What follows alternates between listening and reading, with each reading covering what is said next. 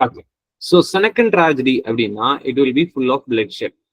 And what is an example? Give me one example for a Senecan tragedy.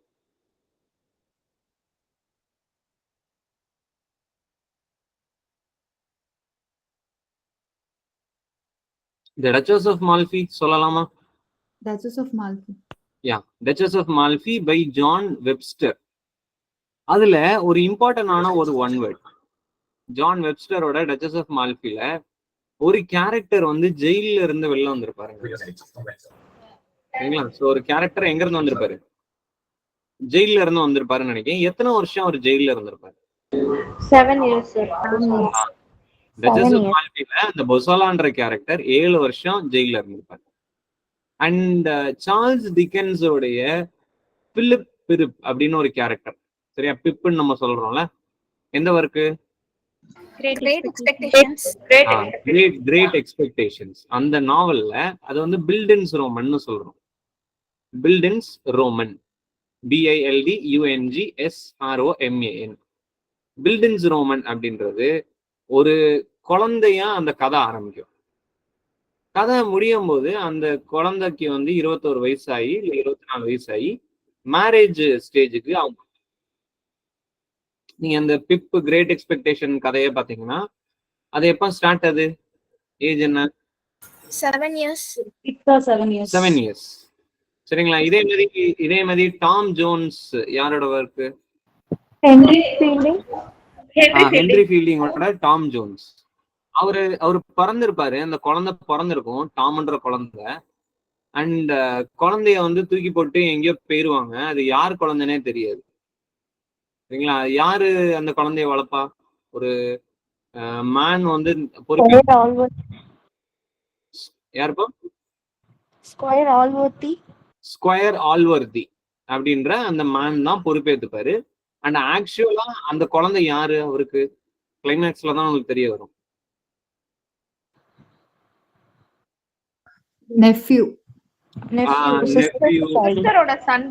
சிஸ்டரோட Sun. நீங்க டெக்னிக்கலா சொல்லணும்னா nephew. சரியா? நான் திரும்ப சொல்றேன். பில்டன்ஸ் ரோமன் பார்த்தோம். பில்டன்ஸ் ரோமனுக்கு எக்ஸாம்பிளா கிரேட் எக்ஸ்பெக்டேஷன்ஸ் பார்க்கணும். அண்ட் அந்த கேரக்டர் ரொம்ப சின்ன குழந்தையா ஆரம்பிக்கும். கதை முடியும் போது அந்த கேரக்டருக்கு வந்து ஒரு 22ல இருந்து 30 வயசுக்குள்ள அப்ராக்சிமேட்டா ஆகும். கல்யாண வயசு வந்து. அண்ட் பிலிப் பிரிப் அப்படின்ற கேரக்டர் எத்தனை வயசுன்னு பார்த்தோம்? 7 years. அண்ட் ஸ்டோரி முடியும் போது யாரும் கை கோத்துட்டு இருக்க மாதிரி முடியும்?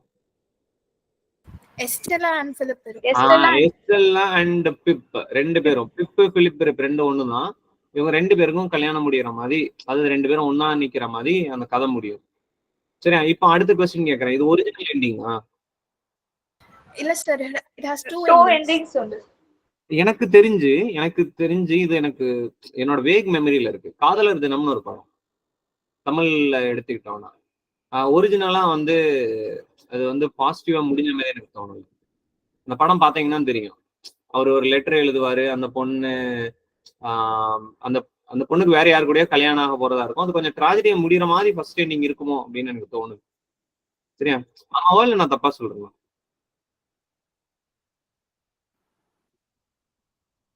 ஸோ இது நீங்க உங்களுக்கு தெரிஞ்சிருக்க வாய்ப்பு இல்லைன்னு நினைக்கிறேன். ஏன்னா தியேட்டர்ல ஃபர்ஸ்ட் பார்த்திருந்தா தானே அது தெரிஞ்சிருக்கலாம்.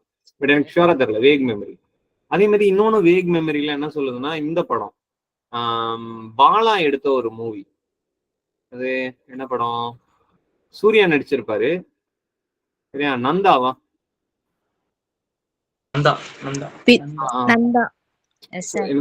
எல்லாமே எனக்கு வேகா தான் ஞாபகத்துல இருக்கு. இந்த சில நேரங்கள்ல டைரக்டர் என்ன பண்ணுவாங்கன்னா, இது ரெண்டுமே எனக்கு ஃபார் ஷுவர் தெரியல. சரியா? I'm not very sure. But சில இடங்கள்ல டைரக்டர் என்ன பண்ணுவாங்கன்னா, ஆடியன்ஸ் மத்தியில அந்த கதை பிடிக்கல. பொதுவா வந்து டிராஜடியா முடிச்சோம்னா ஆடியன்ஸுக்கு பிடிக்காதுல்ல. அதனால அந்த படத்தோடைய கிளைமேக்ஸ் சில நேரங்கள்ல மாத்துவாங்க. சரியா? எனக்கு தெரிஞ்சு இந்த என்ன மூவி காதலர் தினத்துல டிராஜடியா முடிகிற மாதிரி இருக்கும். நீங்க அப்புறமேட்டு கூகுள்ல செக் பண்ணிக்கோங்க. அப்புறம் வந்து பாத்தீங்கன்னா அது வந்து ஹாப்பி எண்டிங் கொடுத்த மாதிரி இருக்கும். அதே மாதிரி பிப்பும் எஸ்டெல்லாவும் ஒரிஜினலா சேருவாங்களா? Original ஸ்டோரியில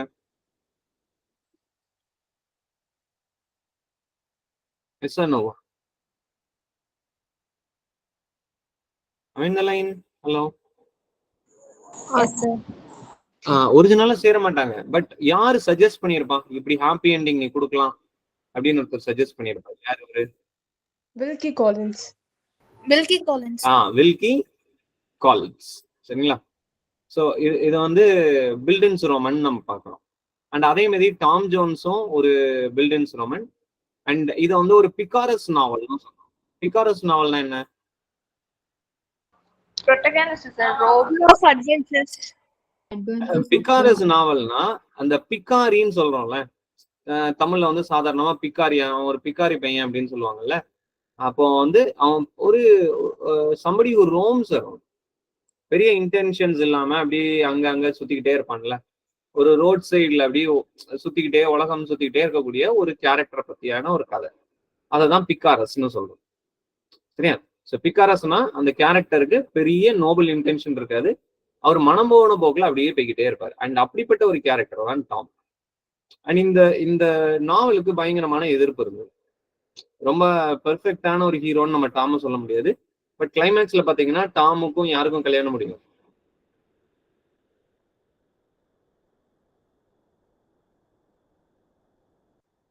Sophie. சோஃபியாவா சம்திங் ஏதோ ஒரு நேம் வரும். சோஃபியாவா? Sophia. சோஃபியாவுக்கு கல்யாணம் முடியும். ஒரு பையன் ஒரு பொண்ணு, இந்த மாதிரி அவங்களுக்கு பறக்கிற மாதிரி சுபம்னு போட்டு கதையை முடிச்சிருப்பாங்க. பட் இந்த நாவலுக்கு சிறிய அளவு எதிர்ப்பு இருந்தது. ஏன்னா கொஞ்சம் மாரல் கிரவுண்ட்ஸ்ல நீங்க வந்து டாம ஃபிட் பண்ண முடியாது. சரி, மொராலிட்டியில கொஞ்சம் அடி வாங்கியிருப்பாரு டாம். சரி, அது ஒண்ணு. சரி, அதை மைண்ட்ல வச்சுக்கோங்க.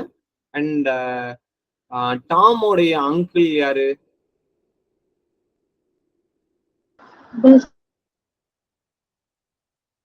ஸ்கொயர் ஆல்வர்தி.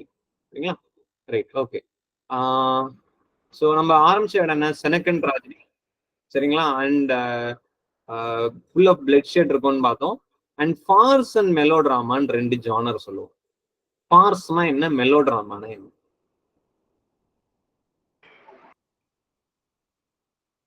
நீங்க எல்லாம் வருத்தப்படாத வாலிபர் சங்கம் படம் பார்த்திருப்பீங்க, அதுதான் Phars.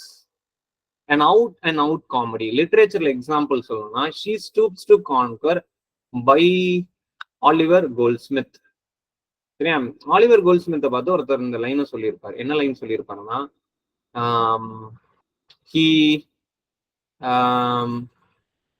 he wrote like an angel but he talk like a poor Pole. அந்த மாதிரி ஒரு ஸ்டேட்மெண்ட் சொல்லியிருப்பாரு.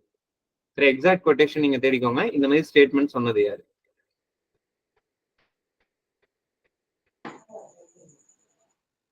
I mean the line. Hello. Yes, sir. He wrote like an angel. சரியா? He lived like a poor Pole இல்ல he talked like a poor Pole, அந்த மாதிரி சொல்லியிருப்பாரு. யார் அவர்? He wrote like an angel even though he talked like poor Paul. Okay, quotation correct தான். ஆனா author யாரு, சொன்னது யாரு? நான் சொல்றேன். Dr. Johnson. கேரிக்கா? GARRICK, Garrick. Yes sir, Garrick. Okay okay. So இதை சொல்றது யாரு? கேரிக். பிரிக் மார்பிள்னு ஒரு கொட்டேஷன் கேட்டிருந்தான் ஒரு நெட் எக்ஸாம்பிள்ல. சரியா? அந்த பிரிக் மார்பிள் அப்படின்னு வந்தா யாரை பத்தி சொன்னதா வரும்?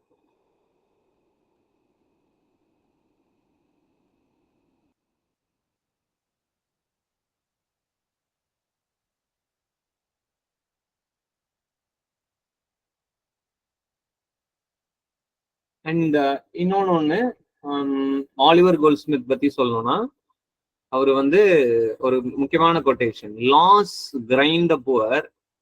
சரியா? சரி, rich man make the laws and laws grind the poor. பணக்காரன் சட்டத்தை தீட்டுவான்.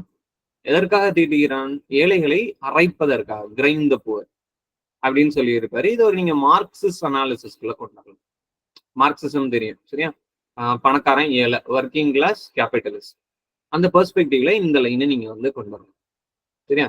மார்க்சிசம் அப்படின்னு உங்களுக்கு எஸ்ஸே கேட்டாங்கன்னா இந்த லைனை பிட் பண்ணிக்கோங்க. Rich man make the laws and laws grind the poor. And இதே மார்க்சிசம் பேஸ் பண்ண 1-2 பிளேஸ் சொல்ல முடியுமா லிட்ரேச்சர்ல? Sir Harry hairy ape, author? Eugene O'Neill. Okay, Eugene O'Neill. Okay, வேற? ஜான் கேல்ஸ்வர்தி, அவரோட என்ன work? Silver box. Strife. Strife மட்டும் கிடையாது, ஜஸ்டிஸ். Justice. மட்டும் இல்ல, தி சில்வர் பாக்ஸ். மூணுமே கதையை பாத்தீங்கன்னா, ஒரு கதையை நீங்க எந்த கோணத்துல இருந்தாலும் பார்க்கலாம். இந்த இடத்துல அந்த ரைட்டரே நம்மள ஏழையோட பெர்ஸ்பெக்டிவ்ல இருந்து கதையை பார்க்க சொல்றாரு. ஜஸ்டிஸ்ல அவன் ஒரு கஷ்டத்துல அவன் வந்து திருடிடுவான். சரியா, அவனை வந்து மன்னிச்சு விட்டுருன்னு இருக்கலாம். பட் அவனை கண்டிப்பா நாங்க போலீஸ்ல பிடிச்சுதான் கொடுப்போம்னு பிடிச்சு கொடுக்குறான். அவ்வளவு நாள் சின்சியரா இருக்கிறான். ஒரு நேரம் அந்த தப்பு பண்ணிட்டான், அவனை பிடிச்சு சட்டம் தனது கடமையை செய்யும் அப்படின்னு சட்டம் வந்து அவனை தூக்கி ஜெயில போட்டு சாலிட்டரி கன்ஃபைன்மெண்ட்ல அவன் ரொம்ப டிப்ரெஸ்டா வெளியில வரும். அதுக்கப்புறம் அதை அழகா ப்ரெசென்ட் பண்ணியிருப்பாரு. அண்ட் அதுக்கப்புறம் அந்த சாலிட்டரி கன்ஃபைன்மெண்ட் வந்து இங்கிலாந்துல வந்து கொஞ்சம் கொஞ்சமா அது வந்து பின் வாங்கப்படுது. சரியா, அண்ட் இதுக்கு முக்கியமான காரணம் ஜான் கேல்ஸ்வர்தி எழுதின ஜஸ்டிஸ்ன்ற பிளே டிராமா. இந்த மாதிரியான டிராமாவை நம்ம என்னன்னு சொல்லுவோம்? இந்த மாதிரியான லிட்ரேச்சரை என்னன்னு சொல்லுவோம்? டைடாக்டிக். ஓகே தான், டைடாக்டிக். அது வந்து ஒரு வேர்டு தான், ஒரு அட்ஜெக்டிவ் நீங்க சொல்றீங்க. இதுக்கான லிட்டரரி டேர்ம் ஒன்று இருக்கு. It is called roman a thesis. It is nothing but a social project. சரிங்களா, என்னது? ஒரு social project, roman a thesis. Roman fleuve அப்படின்னு ஒரு ஜானர் உண்டு. அப்படின்னா என்னது? அப்படி ரிவர் மாதிரி, அருவி மாதிரி ஓடிக்கிட்டே இருக்கும். சரியா, ஒரு ஆறு மாதிரி ஓடிக்கிட்டே இருக்கும். அதான் என்னது? ரிவர் நாவல்னு சொல்லுவோம். உதாரணத்துக்கு பில்கிரிமேஜ். இப்ப நம்மளாம் எழுதும் போது என்ன பண்ணுவோம்? ஒரு 4 வேர்டு எழுதுவோம், ஒரு சென்டென்ஸ் எழுதிட்டு ஃபுல் ஸ்டாப் வைப்போம்.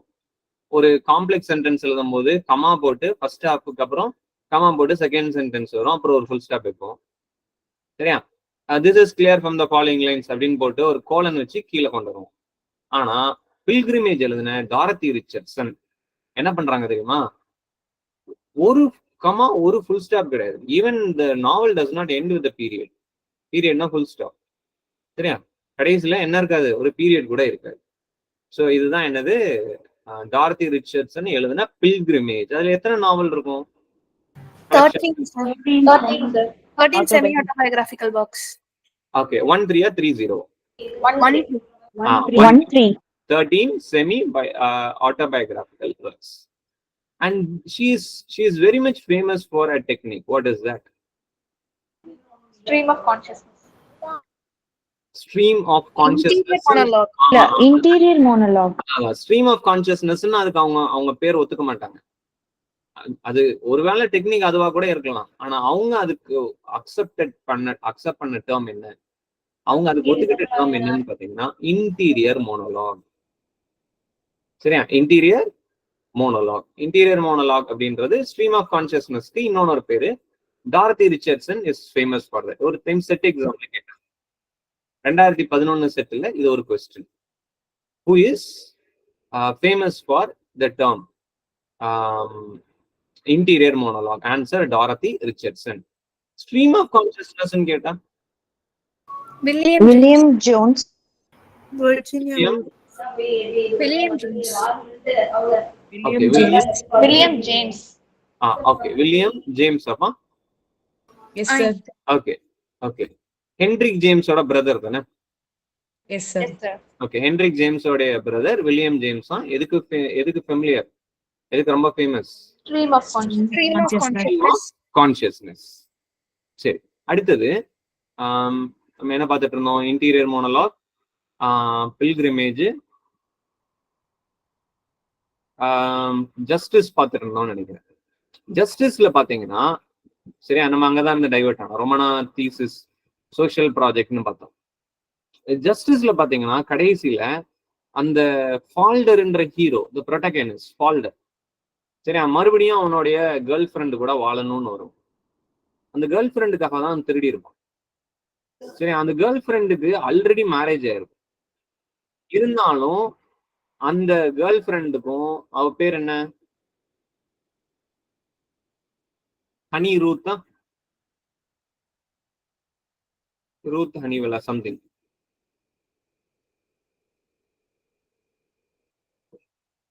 சரி, கூகுள் பண்ணி எனக்கு அதை சொல்லுங்க. சரி, அந்த அந்த ஹீரோயின்கா, அந்த ஹீரோயின் ஆல்ரெடி ஒரு குடிகார ஹஸ்பண்ட பாடா படுறான். சரி, பாடா படும்போது அந்த இடத்துல இவங்க 2 பேரும் ஒருத்தருக்கு ஒருத்தர் ஆறுதலா இருக்கிறாங்க. அவன் ஒரு நேரம் கிட்டத்தட்ட கொல்ற அளவுக்கு அவளை போட்டு அடிக்கிறான். இதனால நம்ம தப்பிச்சிருவோம்னு நினைச்சு, சரியா, கொஞ்சம் காசு இருந்தா நான் அவனை எங்கேயாவது கூட்டு போயிருவேன்னு சொல்றான். அண்ட் அப்போ ஒரு செக் வருது கம்பெனில. அந்த செக்ல 9 பவுண்டுன்னு எழுதியிருக்கிறாங்க. இவரு வேற ஒண்ணும் கிடையாது, 9 பக்கத்துல ஒரு 0 போட்டு என்னதான் மாத்திடுறாரு, 19 மாத்துறாரு. அண்ட் அப்ப எத்தனை பவுண்ட் வந்து அவர் வந்து மிஸ்அப்ராப்ரேட் பண்றாரு? 90ல 9 கழிச்சா 81 pounds. 81. Okay, he siphoned off 81 pounds. சரியா, நம்ம வந்து லூட்னு சொல்றோம்ல, ஸ்டீல்னு சொல்றோம்ல, அதுக்கு இன்னொரு வேர்டு என்ன போட்டுக்கலாம், siphoned off. சரியா, he siphoned off 81 pounds into his account. சரி, அல்லது into his pocket. சரி, அண்ட் அதனாலதான் அவரை பிடிச்சிட்டு போறாங்க. அண்ட் என்ன கண்டிஷன் சொல்றாங்கன்னா, இங்க பாரு, ஓல்டு எம்ப்ளாயர்கிட்ட போறான், இங்க பாரு, நீ வந்து அந்த பொண்ணுகிட்ட சேரக்கூடாது, நீ சேரலைன்னா நான் உங்களுக்கு திரும்ப வேலை தரேன் அப்படின்றாங்க. அண்ட் பார்த்தா பின்னாலேயே போலீஸ் வந்துடுது. மறுபடியும் வாடா ஜெயிலுக்கு அப்படின்னு. அப்போ கேள்விப்படுறான், ஒரு உண்மையை கேள்விப்படுறான். அவ வாழ்க்கையில வந்து அவ இவனை விட்டுட்டு இவனை கடந்து போக ஆரம்பிச்சிட்டா. ஏன்னா அவளுக்கு வறுமை. அப்போ அவ ஒருத்தங்க கூட ரிலேஷன்ஷிப்ல இருக்கிறா. சரியா, என்ன காரணம்னா அவளுடைய ஃபேமிலியையும், சரிங்களா, அவளையும் அவளுடைய பிள்ளைங்களையும் ஃபீட் பண்ணிக்கணும். அண்ட் இதுலயே பாதி உடஞ்சிடறான். இப்ப மறுபடியும் வந்து போலீஸ் வாடா திரும்ப மறுபடியும் ஜெயிலுக்கு போனான்னு எதுக்கோ கூப்பிட வரணும். சரியா, இன்னும் எக்ஸாக்டா அந்த ரீசன் எனக்கு பிடிபடல, நீங்க செக் பண்ணிக்கோங்க. அப்போ என்ன பண்றான், டபால்னு மேல இருந்து கீழே குதிச்சிடும். படியில அப்படியே வந்து மாடியில இருந்து அவன் குதிக்கிறான், கழுத்து உடஞ்சி செத்து போயிடும். சாகும்போது இந்த லைன் ரொம்ப முக்கியம். He is now safe with gentle Jesus. வேற லெவல் சட்டையர். சட்டையர்னா தெரியும், கிண்டல் பண்றது. He is now safe with gentle Jesus. சரியா, அப்படின்னா என்ன அர்த்தம், முடிஞ்சா இப்ப போய் தொடுங்கடா. நீங்க இந்த உலகத்துல ஏழைய வாழ விட மாட்டீங்க. சரியா, ஆனா அங்க போயாச்சுன்னா எங்க ஆள் ஜீசஸ் இருக்கிறாரு, கடவுள் இருக்கிறாரு, அங்க போய் உன்னால என்ன பண்ண முடியாது, தொட முடியாது. சரியா, he is now safe with gentle Jesus. இந்த ஒரு லைன் அந்த ஹோல் டிராமாவை சம்மப் பண்ணுது, அதோட ஹோல் தீமை சம்மப் பண்ணுது. என்ன line, he is now safe with gentle Jesus. So இப்போ நம்ம ஆரம்பிச்ச இடங்க ஃபார்ஸ்ன்னு ஆரம்பிச்சோம். சரியா, ஃபார்ஸ் அப்படின்னா வருத்தப்படாத வாலிபர் சங்கம் மாதிரி, இல்ல வேற ஏதாவது இப்போ ரீசெண்டா வந்த பயங்கர comedy movies. Santhanam power star வச்சு ஒரு படம் எடுத்திருப்பான். சரி, ஒரு படம் எடுத்திருப்பாரு. என்ன படம் அது, கண்ணால் லட்டு தின்ன ஆசையா. அதெல்லாம் ஃபார்ஸ். பெருசா தீம் இருக்காது, யாரையும் பொலிட்டிக்கலா கிண்டல் பண்ணியிருக்க மாட்டாங்க. சரியா, ஸோ அப்போ அது என்னது நம்ம சொல்றோம், அது வந்து ஃபார்ஸ் அப்படின்ற ஜானர்ல வந்து. And out and out comedy, extreme comedy, பயங்கர ஹிலேரியஸா இருக்கும். ஹிலேரியஸ்னா வேற லெவல் காமெடி. சரியா, நல்ல சிரிக்க வைக்கக்கூடிய காமெடி இருந்துன்னா அதுக்கு பேரு Phars.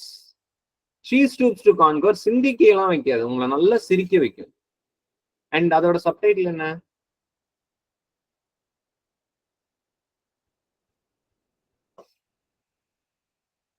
The mistakes of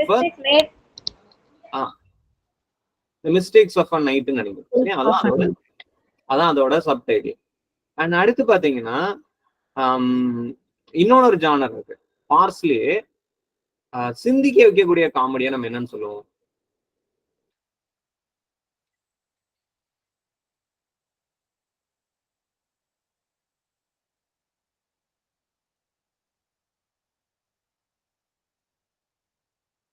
it is called satire. சரியா, பொலிட்டிக்கல் சட்டையரா இருக்கலாம். ஃபார் எக்ஸாம்பிள் கவன் ஒரு படம் பார்த்திருக்கீங்களா? யார் hero? Vijay Sethupathi. Vijay Sethupathi. மடோனாவா எனக்கு அவங்க நேம் மறந்துச்சு ஹீரோ. அது வந்து ஒரு சட்டையர். எதை சட்டையரைஸ் பண்றாங்க? Press media. மீடியா. சரியா, டிவியோ இல்ல நியூஸ் பேப்பரோ இவங்கெல்லாம் எப்படி தங்களுக்கு சாதகமாக மக்கள் நம்புறாங்கல்ல, டிவியில காட்டின உடனே மக்கள் நம்புறாங்க. சரி, அதுல சொல்லுவாரு, நாங்க உங்களை நம்புறது வரைக்கும் தான்டா, அது வரைக்கும் அந்த நம்பிக்கையை நீ வந்து நல்லா பயன்படுத்திக்கிறீங்க. சரியா, அண்ட் ஒரு லைன் பயங்கரமா சட்டரைஸ் பண்ணி சொல்லுவார், சிந்திக்க வைக்கிற மாதிரி சொல்லுவார். என்ன சொல்லுவார்னா, நாங்க ரொம்ப நாள் தூங்குற மாதிரி இருக்கும், பட் ஒரு நாள் நாங்க முழிச்சிருவோம், அப்போ அன்னைக்கு நீங்க எல்லாம் காணாம போயிருவீங்க. சரியா, so this is a satire. இது சிந்திக்க வைக்கக்கூடிய ஒரு ஜானர். சரி, அப்படி ஒரு ஜானர் லிட்ரேச்சர்ல எதை சொல்லலாம்?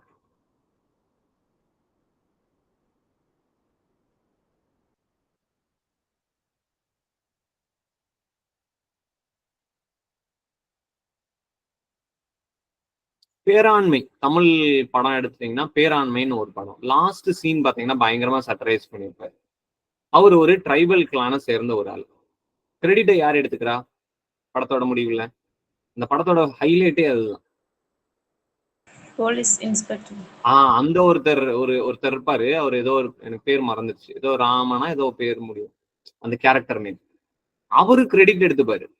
சரியா, அண்ட் பாவம் இவன் சரிங்களா ஒடுக்கப்பட்ட சபால்டன்ற ஒரு காரணத்தினால அவனுக்கு அந்த கிரெடிட் கிடைக்கும். சரியா, so this is a typical example for subaltern literature or tribal literature. சரியா, சரிங்களா, ட்ரைபல் லிட்டரேச்சரும் ஒரு என்ன எக்ஸாம்பிள், ஒரு டிபிக்கல் எக்ஸாம்பிள். சபால்டனுக்கு ஒரு டிபிக்கல் எக்ஸாம்பிள். சரியா, ஒரு மார்ஜினலைஸ் பெர்ஸ்பெக்டிவ்ல இருந்து யதார்த்தத்தை அந்த படம் காட்டிடும். சரியா, ஸோ லிட்ரேச்சர்ல அந்த மாதிரி satires 1-2. So all these things are possible. என்ன கொஸ்டின்ஸ்? நாளைக்கு நீங்க டிஆர்பி எழுதுனாங்கன்னா, அதாவது சிவில் சர்வீஸ் எக்ஸாம் எழுதுனீங்கன்னா பாசிபிள் கொஸ்டின்ஸ்.